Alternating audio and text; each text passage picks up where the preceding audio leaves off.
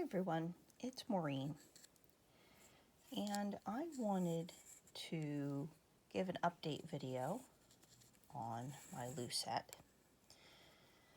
If you remember, I was doing blue before, and I am now working on green, and I am getting down to the end of the ball.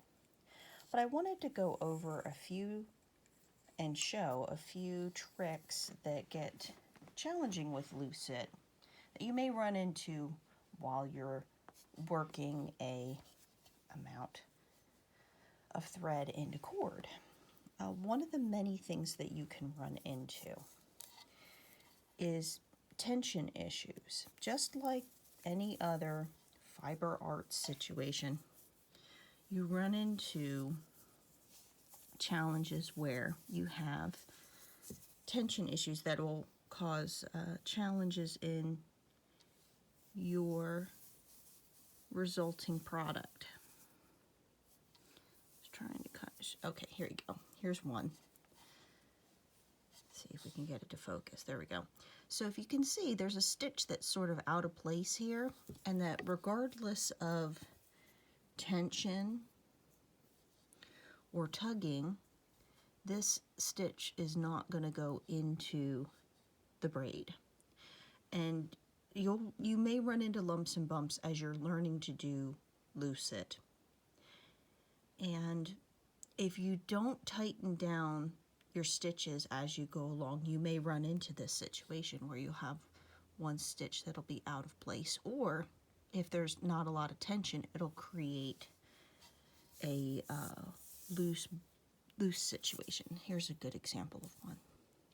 This one is where the fibers were starting to pull apart. There we go. The fibers were starting to pull apart on this one. And with that, let me see if I can unwind this to bring it up against my finger. So as you can tell, I'm pretty far along in the process here. This is a handmade spool that I made from a dowel and some ends that I bought.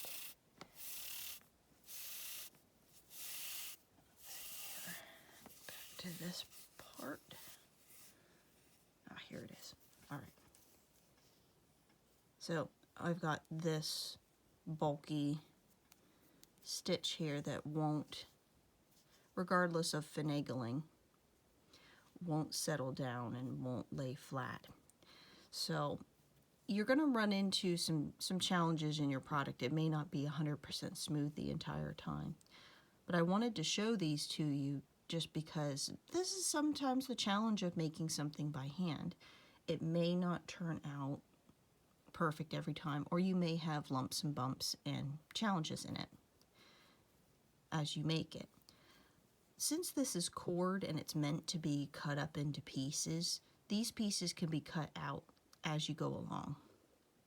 So, or purposed into something else. But yeah, basically this stitch definitely didn't want to work its way into the cord, because I mean, you have the nice smooth cord, and then you have this bump. But basically I have 1 ounce of green, and that basically fills up this entire spool. I mean, there's only little over 1/4 of an inch or more of space.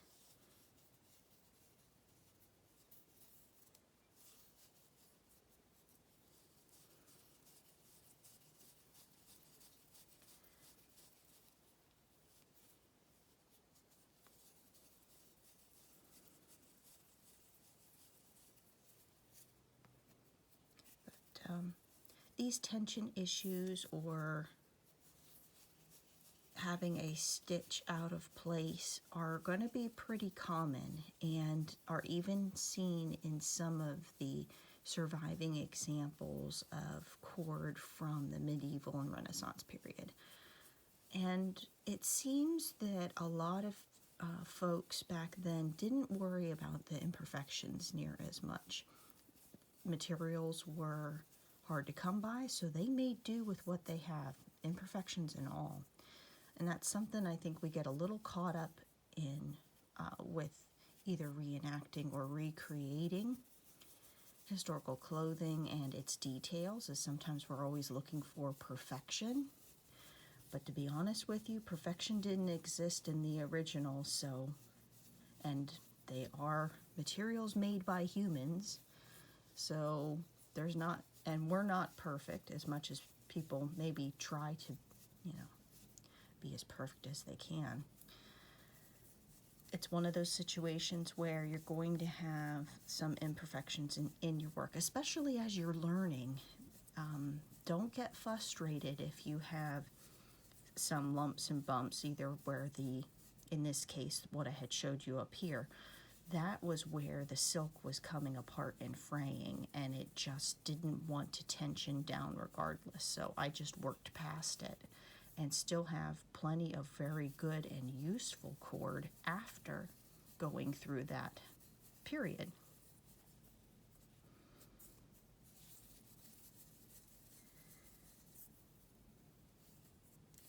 And let's say if I was using this as a trim on a outfit.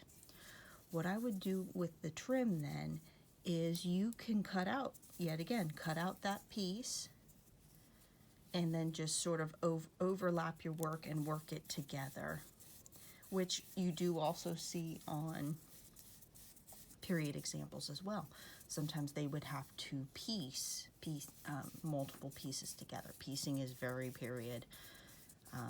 That's how they made the best use of the materials they had at the time. So we're not above that either. I have got yards and yards of this on the floor. Now putting it on a spool like this does make it a bit curly. So sometimes if you're going to be using it right away and it creates a curl or twist, you may have to either let it stretch, take off the amount that you think you're going to need, and go from there. Because it will kind of crimp, because it is a fiber, and if you're putting it on a spool, it may curl. I put a little bit of tension on this, but I don't go too crazy on it because I don't want it to crimp a lot.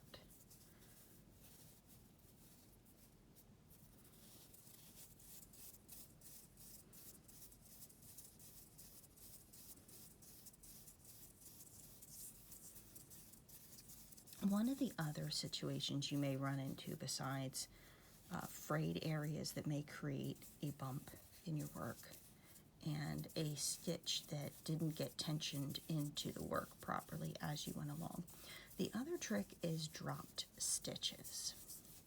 What happens is, with a drop stitch, either one of these sides basically falls and doesn't have the thread to catch it and hold it into place.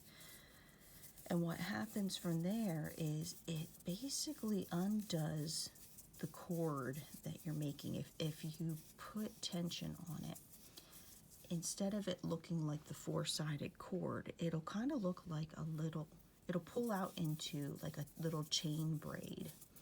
And that doesn't have near as much strength as the cord in its current state. And that's how this would actually end up fraying. And what I've ended up having to do in circumstances like that is take a pin and basically take the next series of stitches down and pull out. Sometimes we call these rabbit ears. Basically pull out those stitches and put it back onto my Lucet fork and then start reweaving my cord.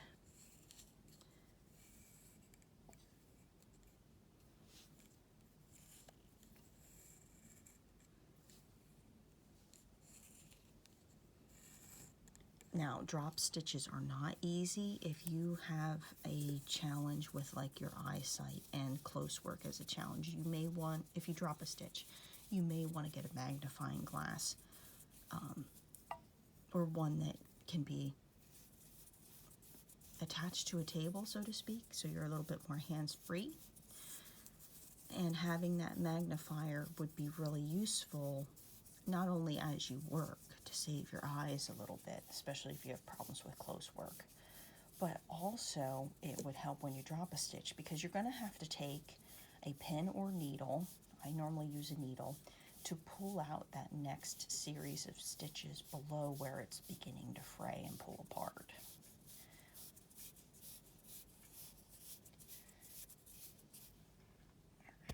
We're almost there.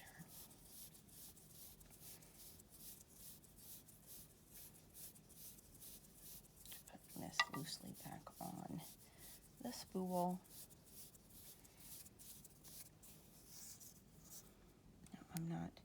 I normally create a little slip knot, so to speak, on this to hold it into place with tension while I'm weaving. But you don't have to if you don't want to. Working over a table is kind of nice in that case, where if you didn't have to worry about this rolling away, or in my case, a cat trying to run away with it, then it's not such a big idea. See how I have to tension the stitch into place? Let's see it again. You're relatively trying to keep your work in the middle too.